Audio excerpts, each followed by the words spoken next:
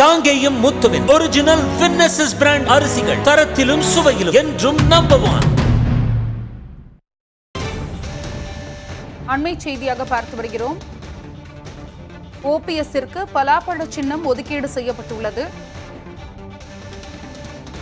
2024 மக்களவைத் தேர்தலில் ராமநாதபுரம் தொகுதியில் பன்னீர்செல்வத்திற்கு தனி சின்னம் ஒதுக்கீடு செய்யப்பட்டுள்ளது. பலாப்பழ சின்னம் ஒதுக்கீடு செய்யப்பட்டுள்ளது.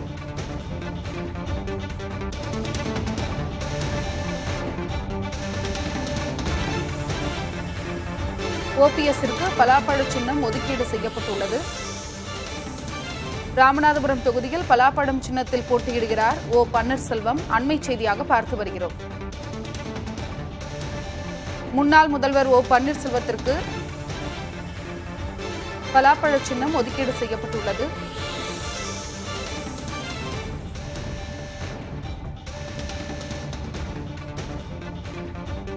ராமநாதபுரம் தொகுதியில் பலாப்பழம் சின்னத்தில் போட்டியிடுகிறார் பன்னீர்செல்வம்.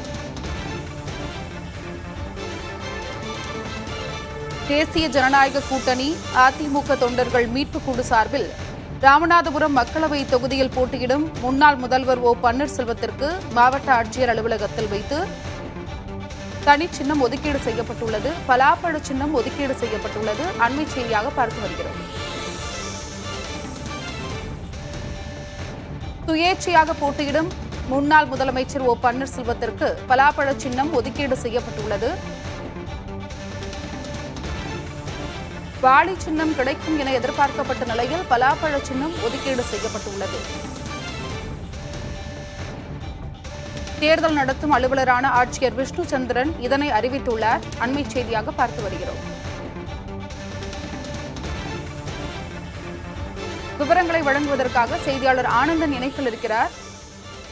ஆனந்தன், ஓபிஎஸ்ஸிற்கு தற்பொழுது பலாப்பழ சின்னம் ஒதுக்கீடு செய்யப்பட்டுள்ளது. வாளி சின்னம் கிடைக்கும் அப்படின்னு எதிர்பார்க்கப்பட்ட நிலையில தற்பொழுது பலாப்பழ சின்னம் ஒதுக்கீடு செய்யப்பட்டுள்ளது. இதனுடைய விவரம் என்ன? அருணா, தேசிய ஜனநாயக கூட்டணி அதிமுக தொண்டர்கள் மீட்பு குழு சார்பாக ராமநாதபுரம் மக்களவை தொகுதியில் போட்டியிடும் முன்னாள் முதல்வர் பன்னீர்செல்வத்திற்கு மாவட்ட ஆட்சியர் அலுவலகத்தில் இன்னைக்கு வைத்து சின்னம், அதாவது தனி சின்னம் ஒதுக்கீடு செய்யப்பட்டது. இதுல அவர் விரும்பி கேட்டது வாளி சின்னம், அதாவது வாளி சின்னத்தை தான் அவர் கேட்டிருந்தாரு.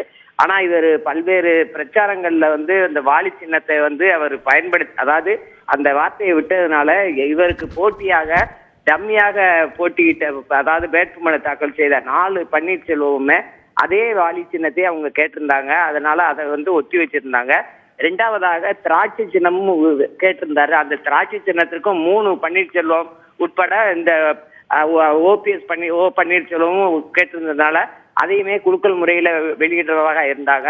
பலாப்பழத்துக்கு 2 பேர், அதாவது முன்னாள் முதல்வரும் பலாப்பழம் சின்னம் கேட்டிருந்தாரு. அதே போல ஒச்சத்தேவன் மகன் பன்னீர்செல்வம் ஆகிய அவருமே கேட்டிருந்ததுனால குலுக்கல் முறையில போடும்போது பன்னீர்செல்வத்துக்கு இந்த பலாப்பழ சின்னம் கிடைத்தது. அரணா, இதனால பல மணி நேரம், அதாவது கடந்த 4 மணி நேரமாக சின்னம் ஒதுக்கிடுவதில் மிகுந்த ஒரு எதிர்பார்ப்போட இருந்த நேரத்துல பலாப்பழம் சின்னம் ஒதுக்கப்பட்டு அவர் அதாவது பன்னீர்செல்வத்துக்கு சார்பாக அவருடைய வழக்கறிஞர் தற்போது அந்த சின்னத்தை, தனியான சின்னத்தை பெற இருக்கிறாரு.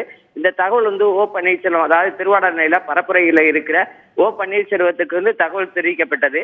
அப்போது அவர் என்ன சொல்லியிருக்காருன்னா, அதாவது பலாப்பழ சின்னம் நாங்க ஏற்றுக்கொள்கிறோம், இந்த சின்னத்தினால வச்சு நாங்க இந்த பாராளுமன்ற தொகுதியில அதிக வாக்கு வித்தியாசத்துல வெற்றி பெறுவோம், மீண்டும் அதாவது விரைவில் ரெட்டலை சின்னத்தையும் நாங்க கைப்பற்றுவோம் அப்படின்னு சொன்னதாகவும் கூறப்படுகிறது. அருணா,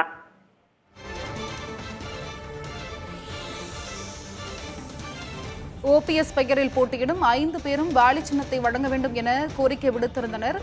ஆனால் இந்த நிலையில் பலாப்பழ சின்னம் தற்பொழுது ஒதுக்கப்பட்டுள்ளது. அண்மை செய்தியாக பார்த்து வருகிறோம்.